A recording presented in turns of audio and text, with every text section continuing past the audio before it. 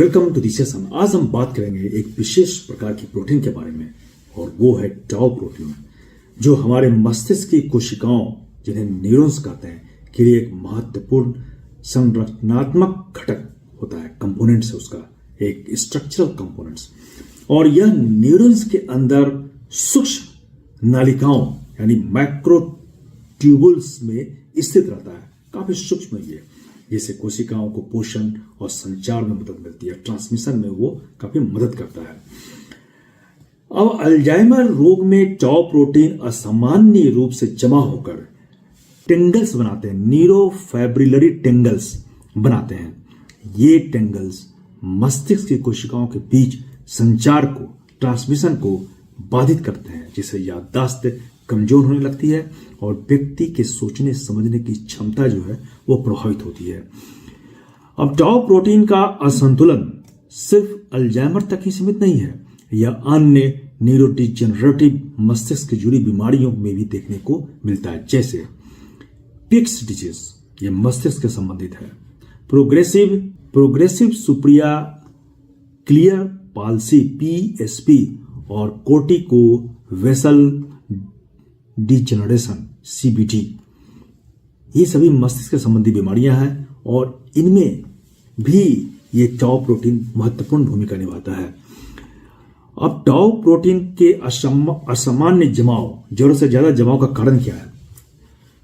हाइपरफॉस्फोरिलेशन, यानी जब tau protein का फॉस्फेट मॉलिक्यूल जो अधिक मात्रा में जुड़ जाता है, काफी ज्यादा फॉस्फेट मॉलिक्यूल आपस में जुड़ता है और तब यह असामान्य रूप से जमा होने लगता है मस्तिष्क की माइक्रोट्यूबुल्स में, और फिर ये लगातार सूजन का कारण बनता है।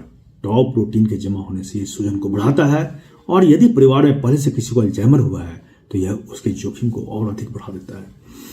अब प्रश्न उठता है, कैसे पहचाने कि मस्तिष्क में टाउ प्रोटीन बढ़ रहा है?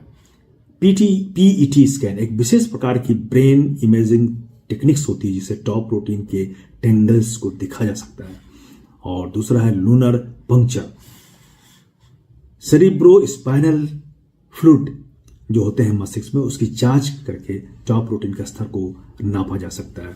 और फिर आता है पी टाउ टेस्ट, नया ब्लड टेस्ट। अब साइंटिस्ट ने एक नया ब्लड टेस्ट से टाउ प्रोटीन का पता लगाने की दिशा में काम शुरू किया है, और इससे टाउ प्रोटीन की मात्रा जो है मस्तिष्क में कितनी है वो पता लग जाएगा। अब एक प्रश्न उठता है, क्या अल्जाइमर को रोकने के लिए टाउ प्रोटीन को नियंत्रित किया जा सकता है? तो इसके लिए है वैक्सीन थेरेपी, AADVAC1। वैज्ञानिक इस एक ऐसी वैक्सीन को विकसित कर रहे हैं जो टाउ प्रोटीन के असामान्य जमाव को रोक सकती है।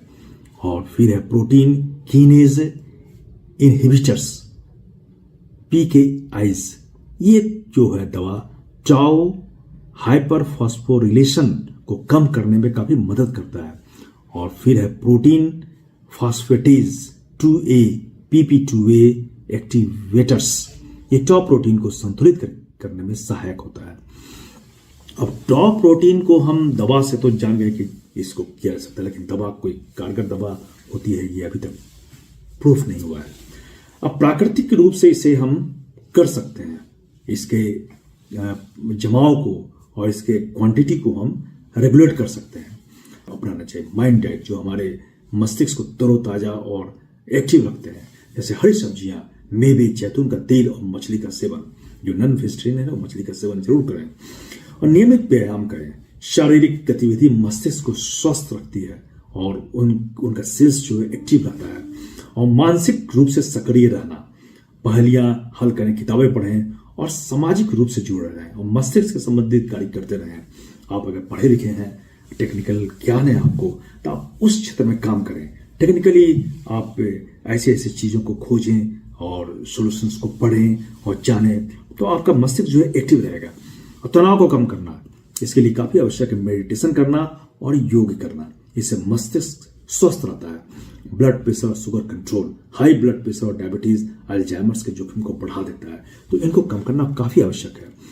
तो टाउ प्रोटीन मस्तिष्क की कार्य प्रणाली के लिए आवश्यक है, लेकिन इसका अनियंत्रित रूप से जमा होना अल्जाइमर जैसी बीमारी जो गंभीर बीमारी को जन्म दे सकता है।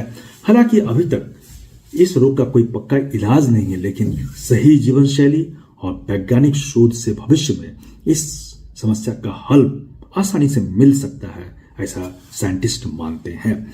तो सबसे आवश्यक है हम अपने मस्तिष्क को स्वस्थ रखें। इसके लिए हम प्राकृतिक रूप से ही स्वस्थ रहने की कोशिश करें। अपनी डाइट को सुधारें जो मस्तिष्क को तरोताजा करते हैं, नियमित एक्सरसाइज करें, मेडिटेशन करें और अपने ज्ञान को बढ़ाएं। पढ़ें, लिखें और टेक्निकल आप हैं तो टेक्निकली आप अपने सोच को उस दिशा में बढ़ाएं तो अल्जाइमर जैसी गंभीर बीमारियों से आप बच सकते हैं। धन्यवाद।